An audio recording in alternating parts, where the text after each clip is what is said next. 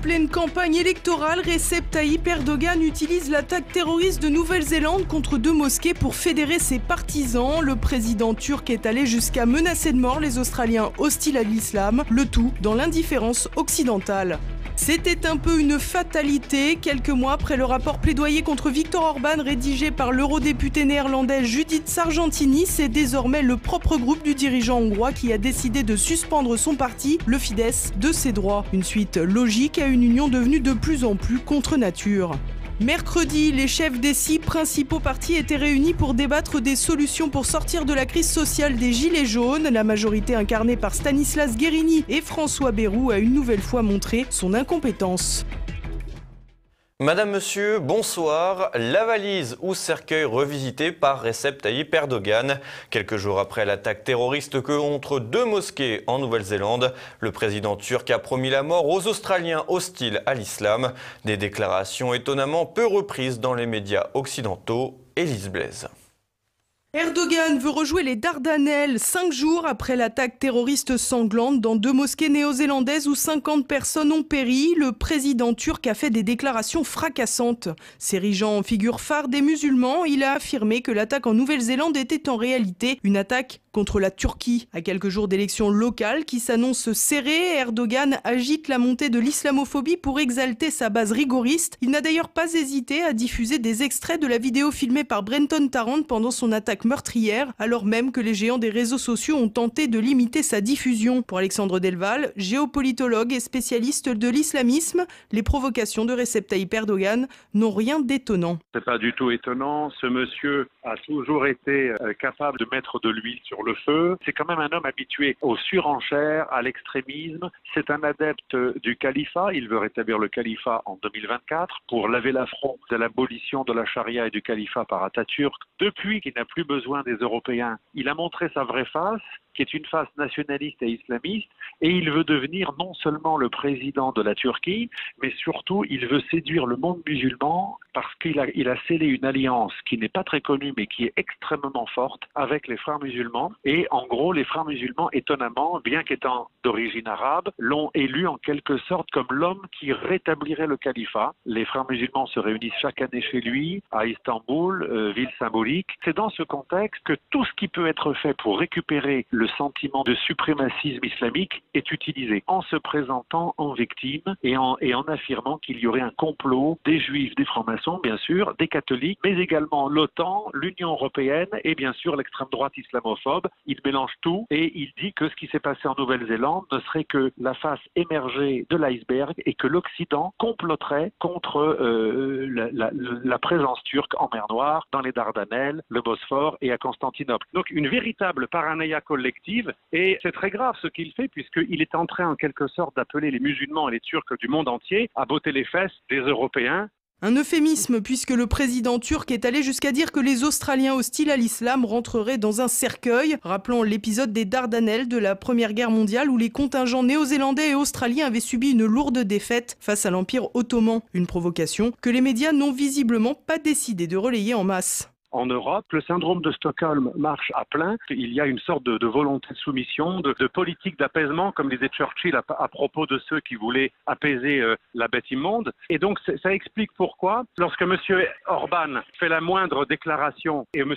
Salvini la moindre mesure pour lutter contre l'immigration clandestine, on appelle au fascisme et on dénonce le racisme et pratiquement les nouvelles déportations. Par contre, quand un véritable néofasciste, parce qu'Erdogan, vous le savez, au Parlement turc, il est allié au MHP, qui est un parti d'extrême droite néo-nazi. Donc, ce qui est assez étonnant, c'est que quand un vrai néo-fasciste, néo-nazi, qui est à la fois un islamiste et un ultranationaliste raciste, a des propos extrêmement belliqueux, nie le génocide arménien, systématiquement défend ceux qui attaquent les chrétiens, systématiquement a défendu des djihadistes en Syrie, en Irak, en Libye, il envahit 37% de l'île de Chypre. Tout cela est passé sous silence régulièrement, alors que ça va beaucoup plus loin que le plus radical des populistes. Donc ce deux poids deux mesures dans l'indignation antifasciste de nos chers bien-pensants révèle en fait un véritable syndrome de Stockholm, en effet. Un syndrome de Stockholm visible au quotidien. En effet, les Néo-Zélandais ont été appelés à porter un foulard à la manière des musulmanes pour rendre hommage aux victimes de l'attaque terroriste. De même, après les propos scandaleux du président turc, le Premier ministre australien s'est dit très choqué et en attente de clarification de la part de la présidence turque. Du côté de la Nouvelle-Zélande, on fait mine d'être fâché. Néanmoins, le ministre des Affaires étrangères se rendra mardi prochain en Turquie comme prévu pour assister à une réunion de l'Organisation de la coopération islamique.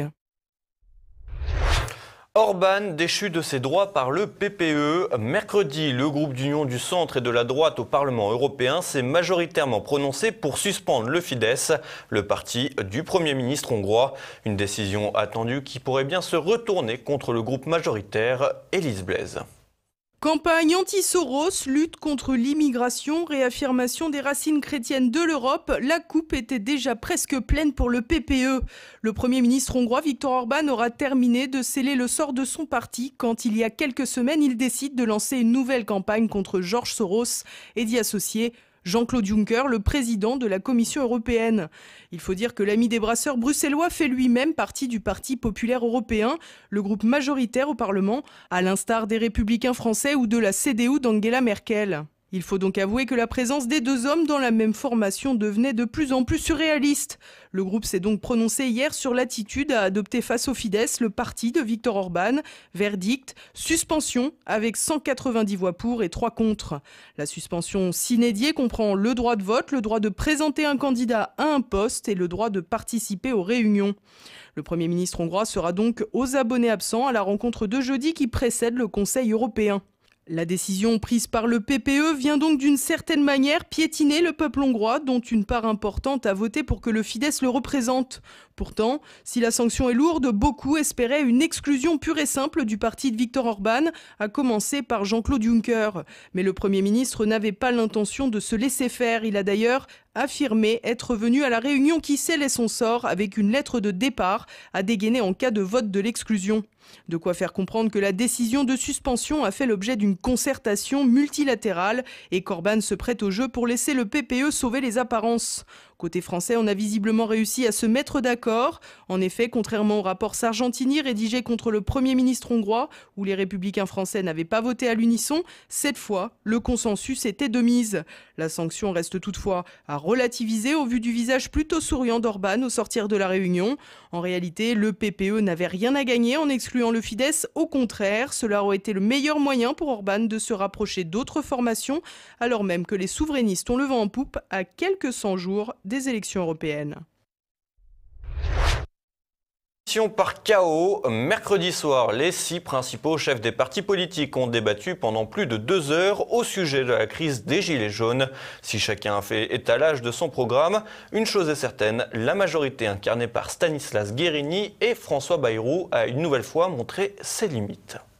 Ce devait être un événement pour sortir de la crise sociale. La montagne a finalement accouché d'une souris. Mercredi soir, lors du grand débat appelé La crise et après, les 6 chefs des principales formations politiques ont débattu pendant 2h30 des questions soulevées par la colère sociale et politique qui anime les Gilets jaunes depuis plus de 4 mois maintenant. Organisées en 3 parties, les discussions ont vite pris des airs de combat entre opposition et majorité, chacun jouant sa partition avant les élections européennes. Face à Routel Krief, maître de cérémonie totalement dépassé par les événements et régulièrement renvoyé dans les cordes, les habitués de ce type de débat s'en sont donnés à cœur joie.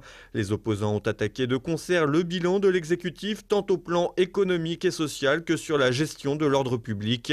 Après le regain de violence de l'acte 18 des Gilets jaunes, rétablissement de l'ISF, lutte contre l'optimisation fiscale, baisse des impôts sur le revenu, des requêtes qui ne datent pas d'hier. Pourtant, le représentant de la majorité, Stanislas Guerini, s'est vite retrouvé noyé. En effet, pour ce baptême du feu, le député de Paris Guerini a souffert. Il a été largement bousculé par le patron des Républicains, Laurent Wauquiez, qui s'est montré particulièrement offensif en l'accusant de double langage ou de mensonges sur la fiscalité et le pouvoir d'achat.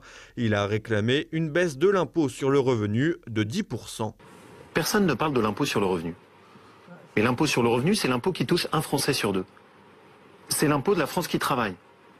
c'est l'impôt des classes moyennes, ceux qui sont au milieu, systématiquement oubliés. On demande une baisse de 10% de l'impôt sur le revenu. De son côté, Olivier Faure a également tiré son épingle du jeu en misant sur les oubliés. Un impôt sur la fortune verte, régulation de l'installation des médecins, rémunération en fonction des territoires et grande conférence sociale. Le premier secrétaire du Parti socialiste a donc anglé son discours sur une sensibilité très à gauche. Épargné par les autres, mais pas par lui-même, le président du Modem, François Bayrou, est apparu souvent à côté de la plaque. Tantôt soutien indéfectible du gouvernement, tantôt critique des mesures macroniennes. Le centriste a joué la carte centriste. Il a également réclamé quelques mesures des Gilets jaunes, dont l'instauration de 30% de proportionnel aux élections législatives, la réduction du nombre de parlementaires ainsi que la reconnaissance du vote blanc. Pas cher payé. Une bascule s'est opérée dans le débat lorsqu'il a été question du déploiement de la force Sentinelle pour les prochaines manifestations de samedi prochain. Ce fut d'ailleurs l'un des plus importants sujets de discorde, un sujet sur lequel Jean-Luc Mélenchon et Marine Le Pen ont particulièrement tiré leur épingle du jeu. Contre qui, M. Bayrou? C'est dans les gares. Contre les terroristes. François Bayrou, ils sont dans les gares et ailleurs. Ils sont dans les gares terroristes et ailleurs. Pas aux gens qui sont pas contents. Eh bien, moi, je considère. Franchement, François Bayrou, je vous reconnais pas. Vous voilà maintenant pour les militaires qui passent le maintien de l'ordre. Oui, s'il le faut, avec ce qu'on a vu, avec des mois qu'est-ce qui se passe après, des François? semaines Qu'est-ce qui se passe? et des mois. Non, mais on n'a pas besoin de ça. Mais alors, on a besoin de quoi?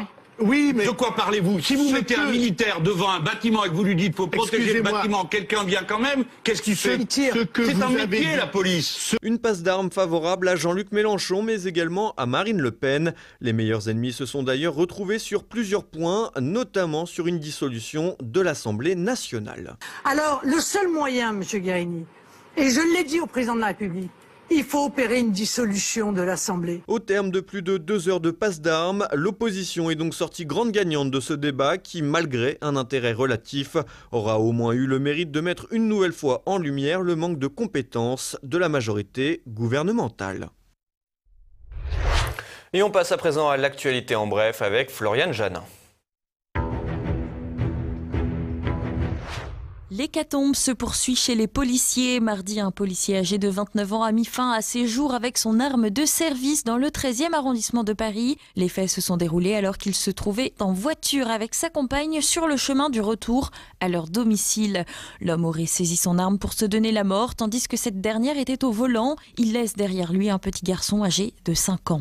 C'est le 20e suicide d'un membre des forces de l'ordre depuis le début de l'année. Un triste record. Najat Vallaud-Belkacem, sur les traces du groupe Madame Monsieur, l'ancien ministre de l'Éducation nationale a écrit le texte d'une chanson en soutien aux clandestins intitulée Lampedusa et interprétée par la chanteuse Sarah Kadour. La chanson raconte le périple des migrants qui se lancent en mer Méditerranée pour rejoindre l'Europe.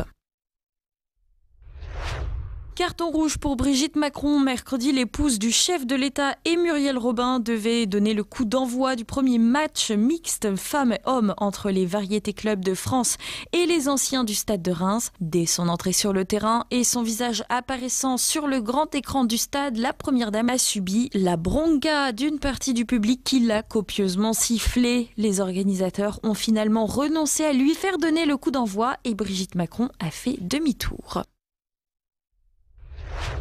Des enfants pris au piège d'un terroriste vengeur de clandestins. Mercredi en Italie, un chauffeur de bus sénégalais a mis le feu à son bus dans lequel voyageaient 51 enfants.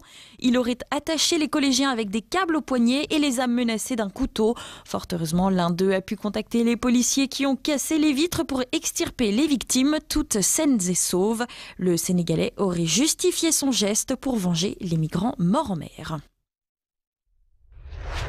Google à nouveau sanctionné. Mercredi, la Commission européenne a infligé à Google, filiale d'Alphabet, une amende d'un montant de 1,49 milliard d'euros pour abus de position dominante liée à sa régie publicitaire d'AdSense. Le géant du web se serait prémuni contre la pression concurrentielle en imposant des restrictions aux sites web tiers. Il s'agit de la 3e amende en 2 ans infligée par l'exécutif européen au groupe américain, ce qui porte le montant total de ces sanctions à quasiment 8,3 milliards d'euros.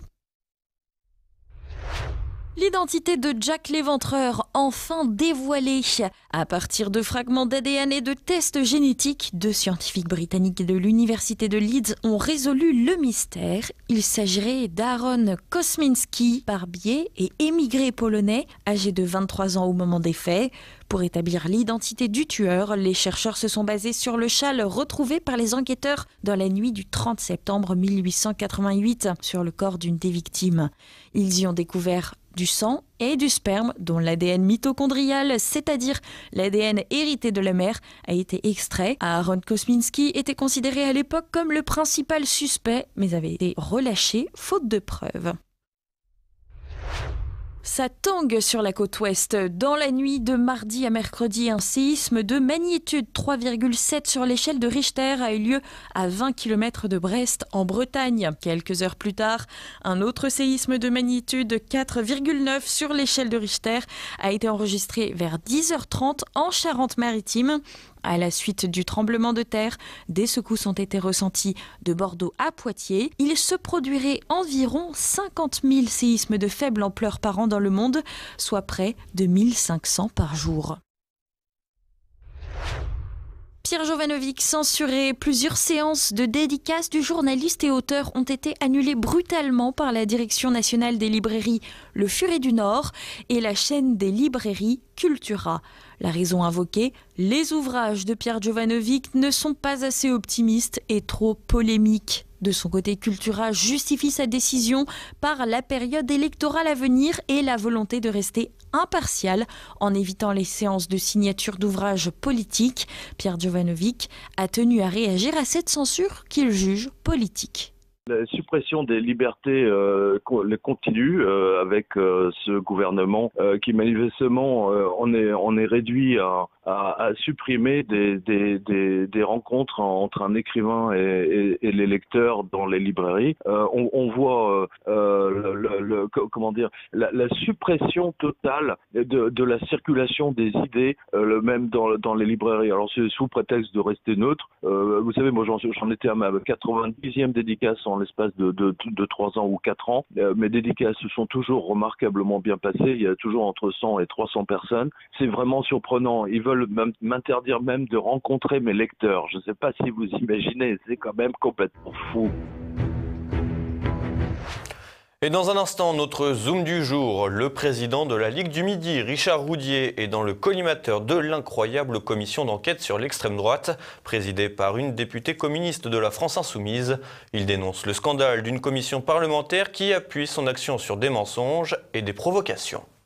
Elle a écrit au président Macron, parce qu'au début, elle s'était adressée à M. Collomb, qui était ministre de l'Intérieur, qu'il avait renvoyé à ses chères études, et donc elle a franchi une étape. Et elle a dit il faut dissoudre la Ligue du Midi en Conseil des ministres. Et pourquoi? Elle a rajouté parce que Richard Roudier, le président de la Ligue du Midi, ouvrez les guillemets, ouvrez les oreilles, le président de la Ligue du Midi a été poursuivi, condamné et emprisonné en 2012 pour injures racistes et salut nazi. Or, je n'ai jamais été condamné, ni en 2012, ni jamais, pour injures racistes et pour salut nazi.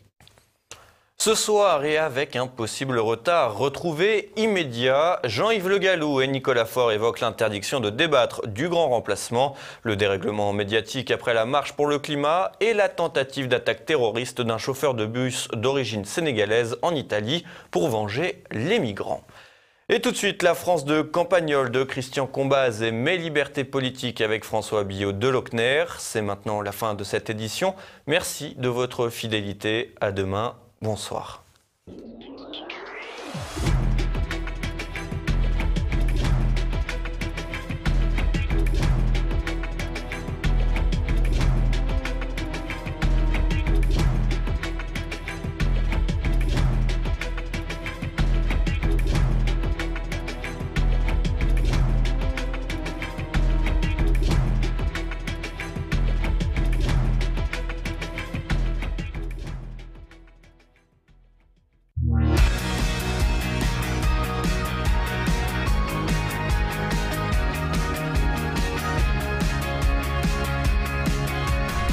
Notre ami Gustave lit tellement de choses tout seul de son côté dans son coin à l'abri des influences qu'il s'est forgé surtout une opinion absolument personnelle et qu'aucune des indignations obligatoires ne peut plus l'atteindre.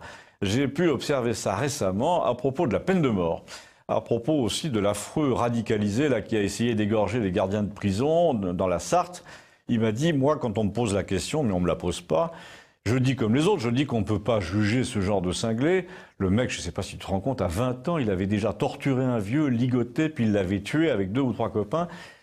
Alors tu vas me dire, mais comment peux-tu savoir s'il n'a pas hérité son comportement? Si ça se trouve, il a un chromosome en trop, il est responsable de presque rien de ce qu'il a fait, c'est un déséquilibré, etc. Bon, là déjà, me dit-il, je te fais observer un truc, c'est que s'il y a quelque chose en trop, c'est pas seulement le chromosome, c'est aussi le propriétaire. Ou le propriétaire du chromosome est de trop, et donc je ne prône pas la punition, puisque vous me dites tous qu'on ne peut pas punir ceux qui ne sont pas responsables.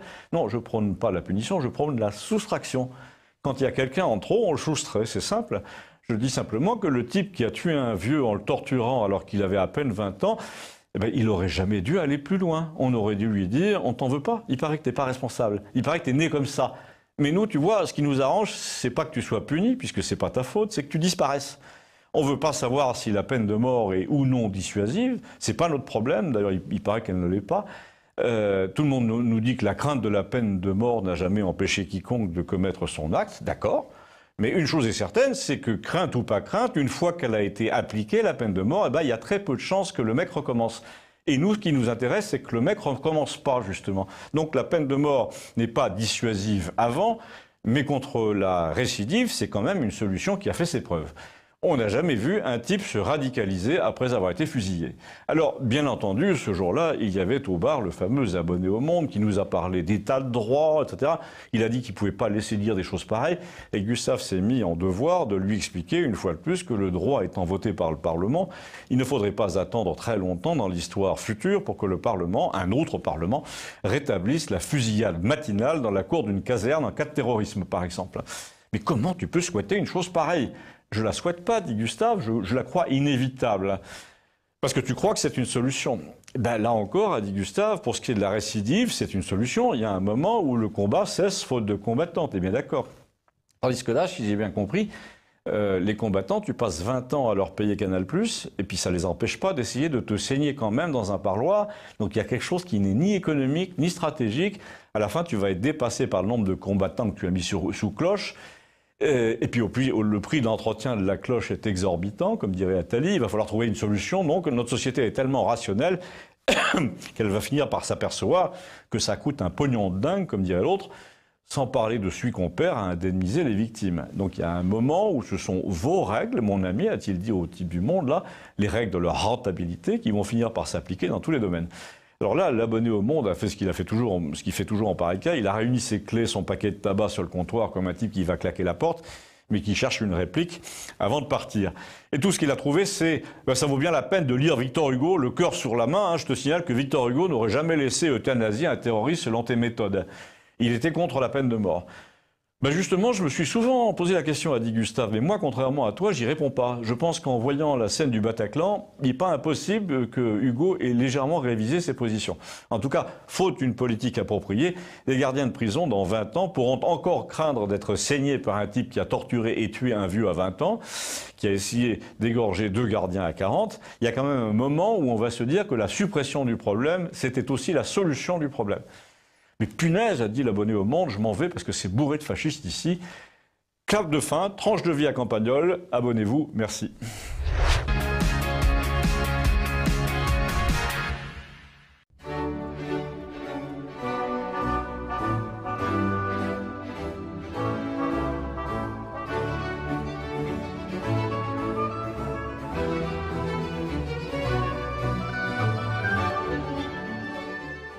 Insécurité et délinquance en 2018, premier bilan statistique.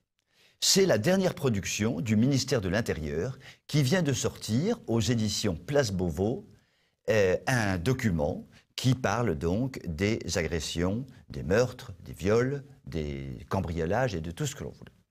Je voudrais rappeler 3 chiffres clés d'une grande simplicité qui ne figurent pas dans le rapport du ministère, qui, lui, est d'une trop grande complexité.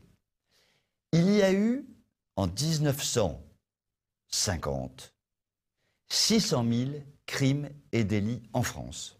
En 1950, 600 000 crimes et délits en France. En 1980, il y en a eu 2 600 000. 1980, 2 600 000. Aujourd'hui, il y en a 4 millions. C'est ce qu'on appelle le progrès. Autre chiffre important à garder en mémoire que je commenterai tout à l'heure. Dans la réalité, les crimes et délits actuels n'atteignent pas du tout la somme de 4 millions. Ils sont de l'ordre de 12 millions. Le bilan ministériel, quand on y regarde de près, nous démontre une assez belle entreprise de fumisterie. En effet, il mélange tout, avec des détails qui n'ont pas grand intérêt et des chiffres qu'il faut essayer de décrypter. On peut, dans ce rapport, maquiller, déguiser ou cacher, mais on ne peut quand même pas tout faire disparaître. Par exemple, si on prend les coups et blessures volontaires, si l'on prend les homicides, si l'on prend un certain nombre de chiffres, on voit que les évolutions sont claires. Par exemple, par rapport au mois de mai 2017, arrivée de Macron au pouvoir, les coups et blessures sont passés de 220 000 à 240 000. Ça fait donc une augmentation de 10%, ça n'est pas rien. Les violences sexuelles sont passées de 40 000 à 48 000. Cela fait une hausse de 20% environ, ce n'est pas rien. Les homicides, eux, se dirigent vers 1000 par an, une paille. Mais le chiffre important, c'est le chiffre dont je parlais tout à l'heure, qui n'est pas dans le rapport. Ce sont les 12 millions réels. Pourquoi 12 millions par rapport à 4 millions? Tout simplement parce que nous savons que la plupart des crimes et délits aujourd'hui ne sont pas déclarés. On pense qu'il y en a 4 millions de déclarés pour 12 millions de réalisés. Nous connaissons tous autour de nous une foule de gens qui n'iront jamais faire 4 heures de queue au commissariat de police pour se faire retoquer leur dépôt de plainte pour des raisons X ou Y. Car dans les commissariats et les gendarmeries, c'est très souvent comme ça que cela se passe. Et puis alors, il y a des petits détails, amusons-nous un petit peu, il y a quand même des détails assez kafkaïens dans ce rapport. Vraiment, vous allez voir que c'est très important. Par exemple, prenons les braquages. Eh bien, on apprend dans le rapport que les extorsions avec armes, c'est-à-dire quand la victime remet elle-même son bien au braqueur, qui menace avec son revolver, eh bien, elles ne sont pas comptées dans les vols avec armes, parce que le braqué a la gentillesse de remettre lui-même son bien au braqueur. Moi, je trouve ça follement tendre et poétique. Et puis donc, comme je le disais tout à l'heure, nombre de crimes et délits sont purement et simplement gommés. Les cambriolages, par exemple, eh bien, on ne répertorie que les cambriolages des résidences principales et secondaires. Mais sur les vols dans les bâtiments publics, rien. Dans les bureaux d'entreprise, rien. Dans les exploitations agricoles, que sais-je encore, rien. Tout cela fait beaucoup de monde. Tout cela semble furieusement être une extraordinaire manipulation de chiffres qui ne permet pas de construire un raisonnement rationnel sur l'étonnante poussée de l'insécurité en France depuis quelques dizaines d'années. Et tout cela n'a évidemment aucun rapport avec la vie quotidienne que vivent les citoyens. Mais une chose est sûre, le ministère, les ministres en général vont masquer au maximum tous ces chiffres de l'insécurité. Ce n'est pas leur priorité, ce n'est pas du tout celle d'Emmanuel Macron. Il faut dire que lui, il a toutes les protections possibles et nous avons une protection brinque-ballante et aléatoire. C'est ainsi. Vous pouvez m'écrire si vous le souhaitez. À très bientôt.